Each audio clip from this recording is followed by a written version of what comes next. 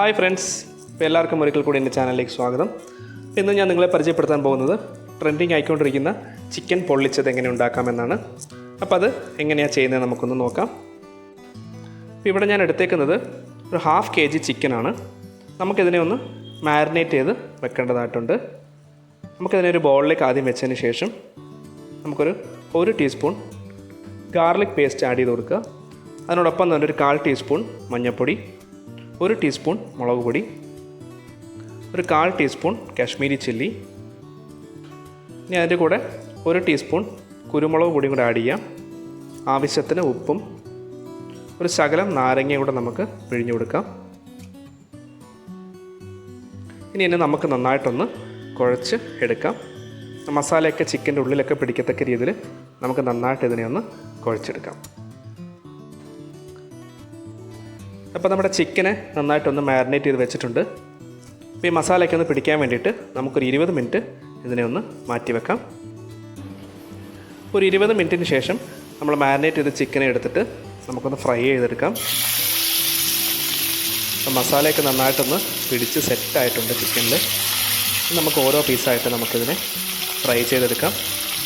അപ്പോൾ നന്നായിട്ടൊന്ന് വേകുന്നത് വരെ നമുക്കിതിനെ ഒന്ന് ഫ്രൈ ചെയ്തെടുക്കേണ്ടതായിട്ടുണ്ട്.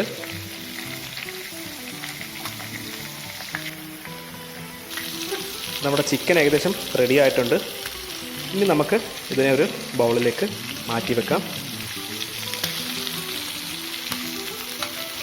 ഇനി അടുത്തത് നമുക്കൊരു പാനിലേക്ക് ആവശ്യത്തിന് എണ്ണ ഒഴിച്ച് ചൂടാക്കിയതിന് ശേഷം ഒരു 5 ചെറിയ ഉള്ളി, 2 പച്ചമുളക്, കറിവേപ്പില, ഒരു ചെറിയ ഇഞ്ചി കഷ്ണം നന്നായിട്ട് ചോപ്പ് ചെയ്തത് എല്ലാം കൂടിയിട്ട് നമുക്കൊന്ന് വഴറ്റിയെടുക്കാം. ഇത് നമ്മൾ ആ ചിക്കൻ ഫ്രൈ ചെയ്ത എണ്ണയിൽ തന്നെ വഴറ്റിയെടുക്കുകയാണെങ്കിൽ കുറച്ചുകൂടെ നന്നാവും. നല്ലൊരു ചിക്കൻ്റെ ഒരു ഫ്ലേവറൊക്കെ കിട്ടും. ഇപ്പോൾ ഏകദേശം അത് റെഡി ആയിട്ടുണ്ട്. നമുക്കിതിനൊരു ബൗളിലേക്ക് മാറ്റി വെക്കാം. അപ്പോൾ നമ്മുടെ ചിക്കൻ ഫ്രൈ ചെയ്തെടുത്തതും നമ്മളിപ്പോൾ ഉള്ളി വഴറ്റിയെടുത്തതൊക്കെ റെഡി ആയിട്ടുണ്ട്. ഇനി അതിനോടൊപ്പം നമുക്ക് വേണ്ടത് ഒരു 1/2 ബൗൾ തേങ്ങാപ്പാൽ എടുത്ത് വെക്കുക. അതിൻ്റെ കൂടൊപ്പം തന്നെ ആവശ്യത്തിന് കറിവേപ്പില, അല്പം കുരുമുളക് പൊടി, കാഷ്യൂനട്ട് പേസ്റ്റ് ആക്കിയത് വേണം.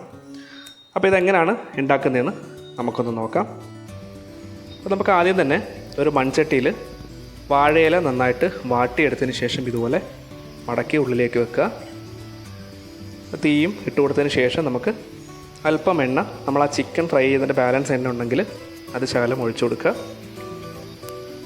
അപ്പോൾ അതിലേക്ക് നമ്മൾ എടുത്ത് വെച്ചിരുന്ന കറിവേപ്പില ആദ്യം ആഡ് ചെയ്ത് കൊടുക്കുക. എണ്ണ ചൂടാകുമ്പോഴത്തേക്ക് ജസ്റ്റ് ഒന്ന് വഴറ്റി കൊടുക്കുക. അപ്പോൾ ഇതൊന്ന് വഴറ്റിയതിന് ശേഷം നമ്മൾ ഓൾറെഡി വഴറ്റി വെച്ചിരുന്ന ചെറിയ ഉള്ളിയും പച്ചമുളകും ഇഞ്ചി എല്ലാം കൂടെ മിക്സ് ചെയ്ത് വെച്ചിരുന്നത് ഇതിലേക്ക് ഇട്ട് കൊടുക്കുക. അതിനോടൊപ്പം തന്നെ നമ്മൾ ഫ്രൈ ചെയ്ത് വെച്ചിരുന്ന ചിക്കനൂടെ ആഡ് ചെയ്ത് കൊടുക്കുക. ഇനി നമുക്കിതിലേക്ക് നമ്മൾ പിഴിഞ്ഞ് വെച്ചിരുന്ന തേങ്ങാപ്പാലൂടെ ചേർത്ത് കൊടുക്കുക. ചേർത്ത് കൊടുത്തതിന് ശേഷം നമ്മൾ ഇതിനെ ഒരുപാട് ബോയിൽ ചെയ്യാൻ പാടില്ല. നമുക്ക് അതിനോടൊപ്പം തന്നെ നമ്മൾ അരച്ച് വെച്ചിരുന്ന കാഷ്യൂനട്ട് പേസ്റ്റ് അതിലേക്ക് ആഡ് ചെയ്ത് കൊടുക്കാം. ഇനി നമുക്കതിനെ നന്നായിട്ടൊന്ന് മിക്സ് ചെയ്ത് കൊടുക്കാം. കൊടുത്തതിന് ശേഷം നമുക്ക് ഒരു 2 ടീസ്പൂൺ കുരുമുളക് പൊടിയും കൂടെ നമുക്ക് ആഡ് ചെയ്ത് കൊടുക്കാം. അതിനോടൊപ്പം തന്നെ കുറച്ച് കറിവേപ്പിലയും കൂടെ ആഡ് ചെയ്യാം. ഇനി അതിനെ നമുക്ക് നന്നായിട്ടൊന്ന് മിക്സ് ചെയ്തെടുക്കാം. ഇപ്പോൾ ചിക്കനും ആ തേങ്ങാപ്പാലും കാഷ്യൂനട്ടും ഒക്കെ ഒന്ന് മിക്സ് ആകത്തക്ക രീതിയിൽ നമുക്കിതിനെ ഒന്ന് മിക്സ് ചെയ്തെടുക്കാം. അപ്പോൾ നമ്മൾ ഇളക്കി കൊടുക്കുമ്പോൾ വാഴയില പൊട്ടിപ്പോവാതെ സൂക്ഷിക്കുക. അപ്പോൾ അതുകൊണ്ട് ഒരു മീഡിയം പരുവത്തിന് ഇളക്കി കൊടുത്താൽ മതിയാവും. അപ്പോൾ നമുക്ക് ഒരു നല്ലൊരു സ്മെല്ലൊക്കെ വരുന്നുണ്ട്. നമ്മുടെ തേങ്ങാപ്പാലിൻ്റെയൊക്കെ നല്ലൊരു സ്മെല്ല് വരുന്നുണ്ട്. അപ്പോൾ നമ്മുടെ ചിക്കൻ പൊള്ളിച്ചത് ഏകദേശം റെഡി ആയിട്ടുണ്ട്. നമുക്കിതിനെ അടുപ്പത്തുനിന്ന് ഇറക്കി വെക്കാം. അപ്പോൾ നമ്മുടെ ചിക്കൻ പൊള്ളിച്ചത് റെഡി ആയിട്ടുണ്ട്. അപ്പോൾ എല്ലാവർക്കും ഇഷ്ടപ്പെട്ടു എന്ന് വിചാരിക്കുന്നു. എല്ലാവരും വീടുകളിൽ ട്രൈ ചെയ്ത് നോക്കുക. വളരെ സ്വാദിഷ്ടമായിട്ടുള്ളൊരു ഡിഷാണ്.